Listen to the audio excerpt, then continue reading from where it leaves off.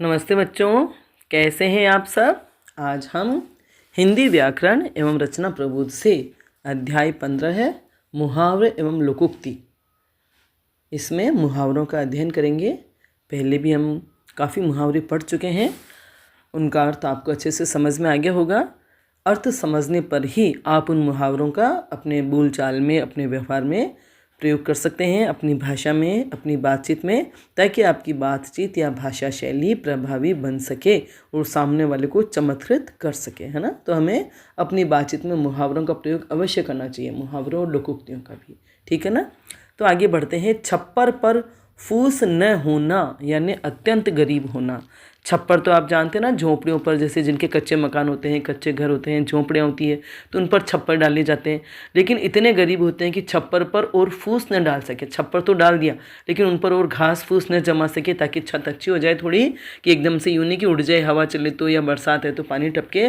तो जब बहुत ही अत्यंत गरीबी की स्थिति होती है, तब उनके लिए कहा जाता है कि वे छप्पर पर फूस भी नहीं डाल सके, या उनके छप्पर पर तो फूस भी नहीं है। तो इसका मतलब है कि वे अत्यधिक गरीब हैं, ठीक है। अगला है छाती ठोकना। कठिन कार्य हेतु प्रतिज्ञा करना। कोई कठिन काम करना है, उसके लिए अपने आप से वचन, मतलब अपने आप को वचन देना, या अपने आप से वादा करना कि ये काम तो मैं करके ही रहूँगा। तब उस व्यक्ति के लिए कहा जाता है कि भी छाती ठोक कर उसने प्रतिज्ञा की कि यह कार्य मैं करके रहूँगा। जैसे भीम ने छाती ठोक कर प्रतिज्ञा की, भीष्म ने छाती ठोक कर प्रतिज्ञा की जीवन में इतने कठिन काम के लिए, है ना। तो कहा जाता है छाती ठोकना यानी कठिन कार्य हेतु प्रतिज्ञा करना। छींकते नाक काटना। छोटी बात पर बड़ा दंड देना। छोटी सी बात और बड़ा दंड दिया जाए तो कहते भी लो छींकते ही नाक काट दी। कोई छींकेगा और छींकने के लिए कोई नाक काटी जाती क्या? भाई कोई छींक रहा है या किसी को छींक आ गई तो उसका दंड क्या, उसकी नाक काट के दिया जाएगा? अगर ऐसा हो, मतलब ऐसा होता नहीं है, लेकिन अगर ऐसी स्थिति हो कि छींकते ही नाक काटने वाली बात तब कही जाती है जब किसी छोटी सी बात पर बड़ा दंड दिया जाता है। किसी ने छोटी सी गलती कर दी, छोटी सी बात हो गया, छोटा सा अपराध हो गया और उसको बहुत सजा दी जाए बड़ी, तब कहते हैं लो छींकते ही नाक काटी, या छींकते ही नाक काटना। समझ में आ रहा है? कोई छींके और कह दिया जाए कि इसके तो नाक ही काट दो, तो ये तो एक सामान्य प्रक्रिया है ना, सामान्य शारीरिक प्रक्रिया है। तो जब ऐसा मुहावरा तब प्रयोग में लिया जाता है जब किसी छोटी सी बात पर किसी को दंडित किया जाए और वह भी बड़ा दंड दिया जाए तब। अगला मुहावरा है जले पर नमक छिड़कना। जले पर नमक छिड़कना।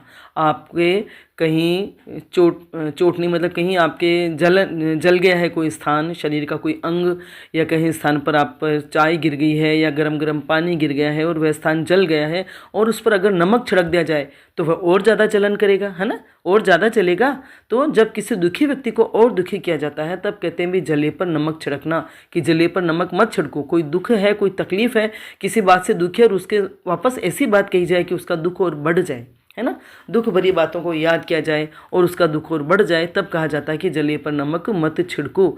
या कुछ लोग जलाने के लिए ही नमक छिड़कते हैं, है ना, दुखी करने के लिए ही ऐसी बातें करते हैं जिससे व्यक्ति और दुखी हो जाए, तब ऐसी बात की जाती है कि जले पर नमक छिड़कना, जले पर नमक मत छिड़को, क्योंकि जले हुए पर नमक छिड़केंगे तो जलन और बढ़ेगी। ऐसे ही दुखी व्यक्ति को और ऐसी बातें याद दिलाई जाएगी तो वह और ज़्यादा दुखी होगा, तब ये मुहावरा प्रयोग में लिया जाता है। जान हथेली पर रखना। जान, अपनी जान को हथेली पर रखना यानी मृत्यु की भी परवाह न करना। हम जानते कि ये कार्य करने पर हम मृत्यु के शिकार हो सकते हैं, या हमें मौत आ सकती है, या हम मर सकते हैं, तब भी व्यक्ति कार्य करता है। तब कहते हैं वह जान हथेली पर रखकर इस कार्य के लिए निकल पड़ा। हमारे देश के फौजी सैनिक जो हैं, देश की सीमा की रक्षा के लिए, देश की सीमाओं की रक्षा के लिए, है ना, दुश्मनों से अपने देश की रक्षा के लिए जान हथेली पर रखकर सीमाओं पर पहरा देते हैं, सीमाओं पर चौकसी करते हैं और सीमाओं पर तैनात रहते हैं, ठीक है। तो जान हथेली पर रखना यानी मृत्यु की परवाह न करना। जहर का घूंट पीकर रह जाना यानी कड़वी बात सहन करना। कोई बहुत कड़वी बातें बोले लेकिन फिर भी किसी कारण से हमें सहन करना ही पड़ता है, तब कहा जाता है जहर का घूंट पीकर मैं रह गई, या वे जहर का घूंट पीकर रह गए, क्योंकि शायद वहाँ पलट कर जवाब देना या कुछ कहना उचित नहीं होता है। कई बार ऐसे रिश्ते होते हैं, ऐसे नाते होते हैं कि जहर का घूंट पी करके भी रहना पड़ता है, ताकि अपना रिश्ता बना रहे, प्रेम बना रहे, या कोई स्थिति न बिगड़े तब कहा जाता है जहर का घूंट पीकर रह जाना। अगला है जहर उगलना, यानी कड़वी बातें कहना, अपमानजनक बातें कहना, ऐसी बातें करना कि सामने वाले का दिल छलनी छलनी हो जाए, दिल टुकड़े टुकड़े हो जाए। तब कहते हैं कि भाई वह तो जहर उगलता है, या उसकी बोली ही ऐसी है कि वह जहर उगलता है, या बहुत कड़वी कड़वी बातें कही जाती है किसी के द्वारा, तब कहते हैं कि वह जहर उगलता है, या किसी के स्वभाव में ही होता है जहर उगलना। ठीक है। जी तोड़कर काम करना, यानी बहुत परिश्रम करना, जो बहुत मेहनत करता है, जी तोड़कर काम करना, जिसे भूख प्यास की परवाह नहीं है, थकान की परवाह नहीं, किसी भी बात की परवाह नहीं होती है, और अपना काम खत्म करके ही रहता है ना, इतनी मेहनत करता है, तब कहते हैं कि जी तोड़कर काम करता है। वह व्यक्ति या कुछ व्यक्ति होते हैं ऐसे जो जी तोड़कर काम करते हैं, जो बहुत परिश्रम करते हैं, तब ऐसी स्थिति के लिए कहा जाता है।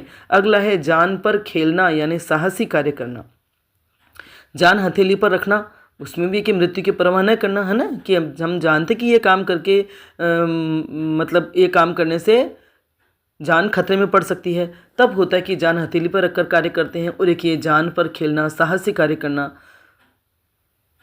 कभी कोई आग में फंस गया है, या दुश्मनों से गिर गया है, या चोर उचक्कों या किसी भी ऐसी अवस्था में गिर गया है कि व्यक्ति जान पर खेलकर उसको बचाता है, तब कहते हैं भी जान पर खेलना। कि आग में कोई जल रहा है, अचानक ही आग लग गई है और हम जान रहे हैं कि भाई हमें भी नुकसान पहुंच सकता है, या हम आग में हम भी जल सकते हैं, लेकिन फिर भी कोई व्यक्ति जान पर खेलकर उससे बच जाता है, मतलब आग में फंसे हुए को बचाता है, तब कहा जाता है ये मुहावरा, मतलब वह साहसी कार्य करता है, इतना साहस दिखा करके, तब कहते हैं कि भी जान पर खेलकर उसने उस व्यक्ति की या उस बच्चे की जान बचाई। जिंदा मक्खी निगलना, मक्खी तो मरी हुई भी नहीं निगली जाती, लेकिन कोई जिंदा मक्खी निकलता है, यानी स्पष्ट दिखता हुआ अन्याय सहन करना।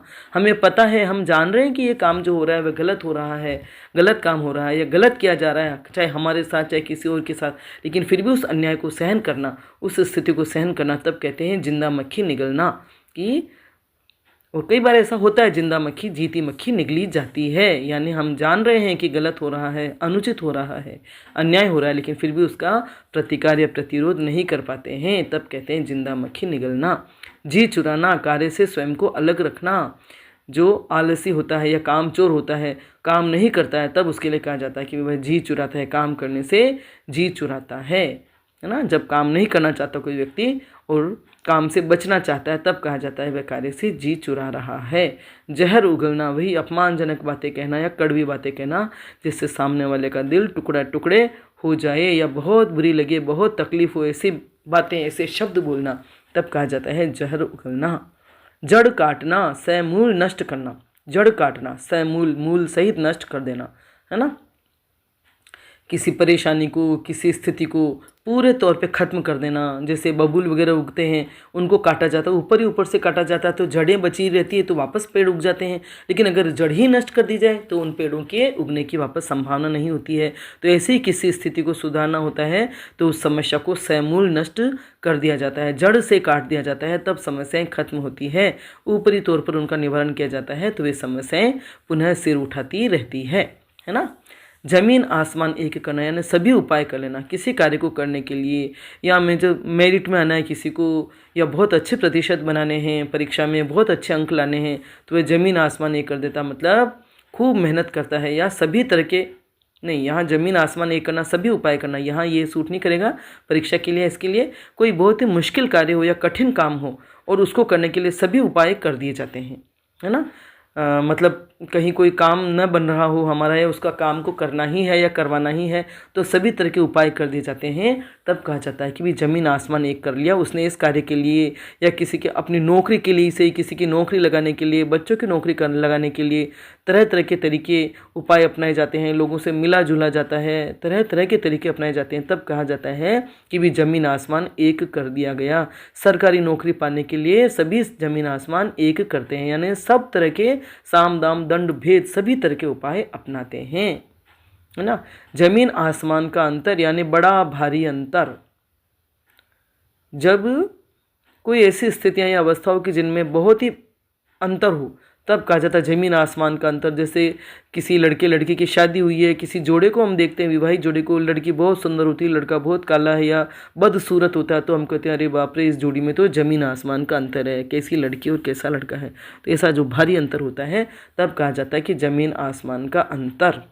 जान के लाले पड़ना यानी प्राण संकट में पड़ना, है ना, ऐसी स्थिति में पड़ जाना कि प्राण संकट में पड़ जाते हैं, मतलब प्राण बचाना मुश्किल हो जाते हैं, बहुत ही मुश्किल से प्राण बचाकर उन स्थितियों से निकला जाता है। तब कहा जाता है कि जान के लाले पड़ गए। बाढ़ आती है ना, आजकल कितनी बरसातें होती है, बरसात के मौसम में इतनी बाढ़ वगैरह आती है कि लोग अगर आते जाते रास्ते में कहीं फंस जाते हैं, तब लगता है कि जान के लाले पड़ गए, है ना, क्योंकि अब निकल सकेंगे या नहीं निकल पाए, ऐसी स्थिति हो तब लगता है कि जान के लाले पड़ गए। ठीक है, समझ में आ रहे हैं। अगला है जूतियाँ चाटना यानी चापलूसी करना, है ना, अपना स्वार्थ सिद्ध करने के लिए, अपना काम निकालने के लिए या सुविधाएं चाहने के लिए कुछ व्यक्ति बड़े व्यक्तियों के, अधिकारियों के या किसी के भी चापलूसी करते हैं, तब कहते हैं कि भी ये तो उसकी जूतियाँ चाट, मतलब कुछ लोगों की आदत ही होती है जूतियाँ चाटने की, चापलूसी करने की, चापलूसी करके अपने लिए सुख सुविधाएं जुटाना या अपने कार्य को बहुत आसान बनाना या अपना स्वार्थ सिद्ध करना। तब जब ऐसे व्यक्ति को इस टाइप की हरकत करते हैं, इस तरह का व्यवहार करते हैं, तब कहते हैं कि भी वह तो जूतियाँ चाटता है या जूतियाँ चाट कर वह अपना काम निकलवा लेता है। चापलूसी करना भी अच्छी बात नहीं है और चापलूसी करवाना भी अच्छी बात नहीं है। जो चापलूसी करते हैं वो भी सही नहीं होते और जो चापलूसी करवाते हैं, है ना, किन्हीं लोगों को पसंद होता है, वह भी अच्छी बात नहीं है। जंजाल में पड़ना यानी संकट में पड़ना, परेशानी में पड़ना, उलझन में पड़ना, ऐसी स्थितियाँ हो कि उलझन में पड़ जाए व्यक्ति, कहीं फंसा वसा महसूस करे, तब लगता है कि जंजाल में पड़ गए। किस जंजाल में पड़ गए? ये सांसारिक जीवन भी एक बड़ा जंजाल है ना, हालांकि वो एक अलग चीज़ है, लेकिन जंजाल शब्द का जो यहाँ अर्थ है ऐसी स्थिति में पड़ना कि निकलना भी मुश्किल है और उसमें रहना भी मुश्किल होता है। तब कहा जाता है कि जंजाल में पड़ना।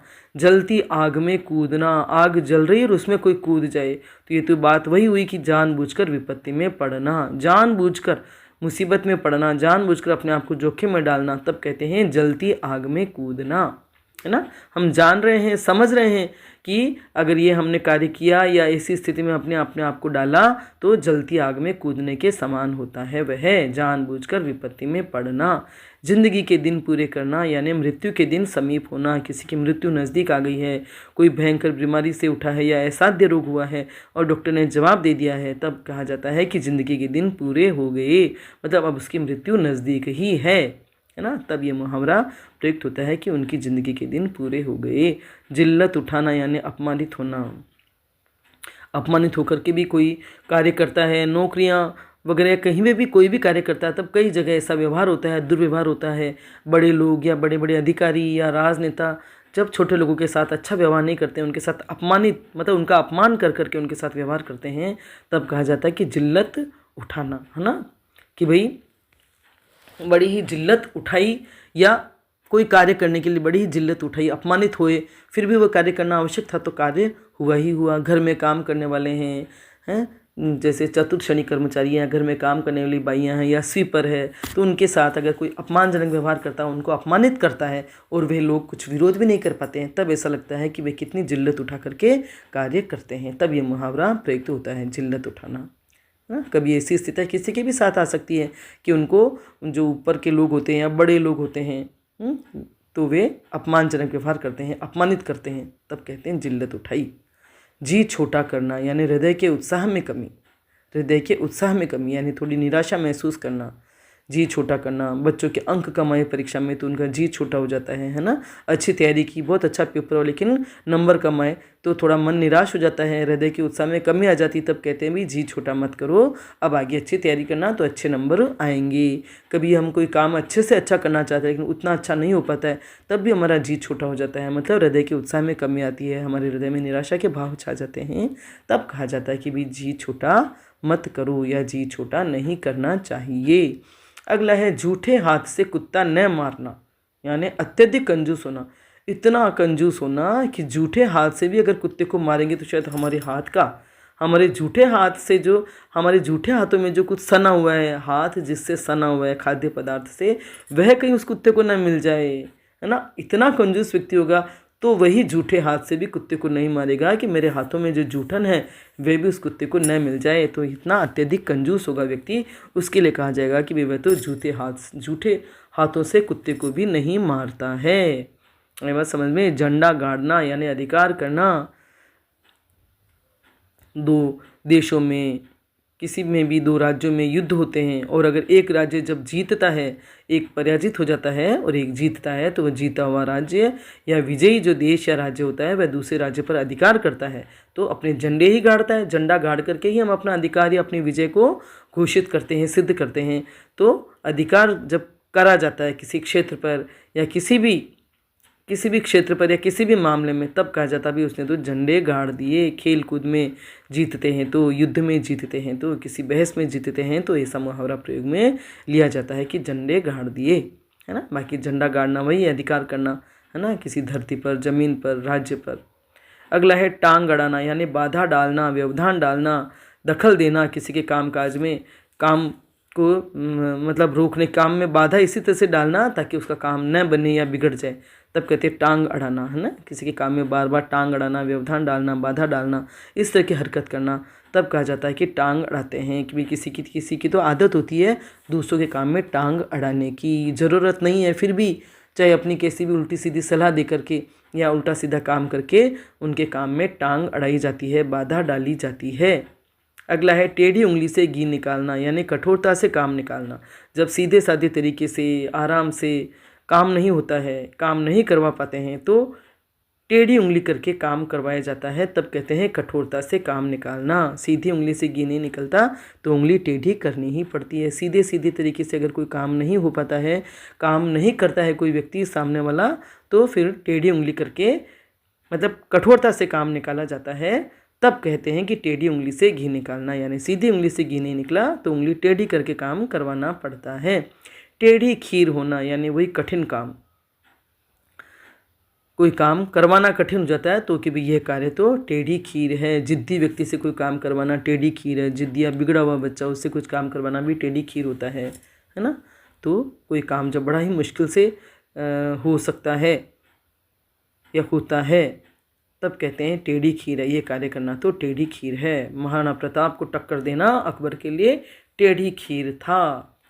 टोपी उछालना यानी अपमानित करना, सरे आम, सरे राह या कई जनों के सामने किसी के साथ अपमानजनक व्यवहार किया जाता है या अपमानित किया जाता है, कुछ इस टाइप की बातें की जाती है कि वह अपमानित महसूस करे या उसका अपमान किया जाए, तब कहते हैं कि भाई उसकी तो टोपी उछाल दी, पगड़ी उछाल दी, है ना, सारे समाज के सामने उसकी टोपी उछाल दी। ठीक है। टकासा जवाब देना, साफ साफ मना करना। कोई कभी किसी से मदद मांगे, सहायता मांगे, किसी भी तरह की हेल्प मांगे और उससे कोई सामने वाला बिल्कुल मना कर दे, है ना। कोई किसी से मदद मांगे और जिससे मदद मांगी जा रही वो व्यक्ति साफ साफ मना कर देता है, तब कहते हैं उसने तो टकासा जवाब दे दिया। मैंने तो उससे मदद मांगी थी और मुझे आशा थी कि वह मेरी मदद अवश्य करेगा, लेकिन उसने टकासा जवाब दे दिया यानी साफ साफ मना कर दिया। और टकासा मुँह लेकर रह जाना, लज्जित होना। जिसने मदद मांगी, किसी ने मदद मांगी आशा रख करके, चाहे अपने मित्र से, परिचित से, रिश्तेदार से, और सामने वाला टकासा जवाब दे देता है, तो मदद मांगने वाला भी अपना टकासा मुँह लेकर रह जाता है यानी वह भी लज्जित हो जाता है। आशा थी, आशा करके उसने किसी से मदद मांगी, लेकिन सामने वाला जब बिल्कुल मना कर देता है साफ साफ, तो जो मदद मांगने वाला होता है वह भी अपने आप को लज्जित और अपमानित महसूस करता है, तब कहते हैं टकासा मुँह लेकर रह गया। टक्कर लेना यानी मुकाबला करना। टक्कर लेना, मुकाबला करना। कोई आपको ललकारे, युद्ध के लिए ललकारे, लड़ने के लिए ललकारे और आप उससे मना कर दें तो वो एक अलग बात है, लेकिन आप मुकाबला करते हैं उससे, है ना, कि भी अगर लड़ना है तो चलो आओ मैदान में आओ हम लड़ते हैं, तो कहा जाता है टक्कर लेना, है ना। आपस में बराबर से लड़ना, बराबर से उसका मुकाबला करना, सामना करना, चाहे युद्ध हो, बहस हो, झगड़ा हो, लड़ाई हो, कुछ भी, तब कहा जाता है कि भी उसने बराबर की टक्कर लिया, टक्कर का मुकाबला दोनों में रहा, या उसने टक्कर ली, छोड़ा नहीं उसको, पीछे नहीं हटना, है ना, पीछे नहीं हटा और उसने टक्कर ली उससे, तब कहते हैं मुकाबला करना, तब कहते हैं टक्कर लेना। ठीक है। तो मुहावरों के अर्थ आपको समझ में आ गए होंगे, अच्छे से आए ही होंगे, और आप इनको अपने वाक्यों में प्रयोग कीजिए, अपनी बातचीत में प्रयोग कीजिए, ताकि अपनी भाषा, आपकी बातचीत प्रभावशाली बन सके। वीडियो पसंद आया हो तो लाइक करें, अपने दोस्तों के साथ शेयर करें, मेरे चैनल को सब्सक्राइब करें, बेल आइकन भी अवश्य टच करें ताकि जब भी मैं वीडियो बनाऊंगी उसकी सूचना आपको तत्काल मिल जाएगी। धन्यवाद।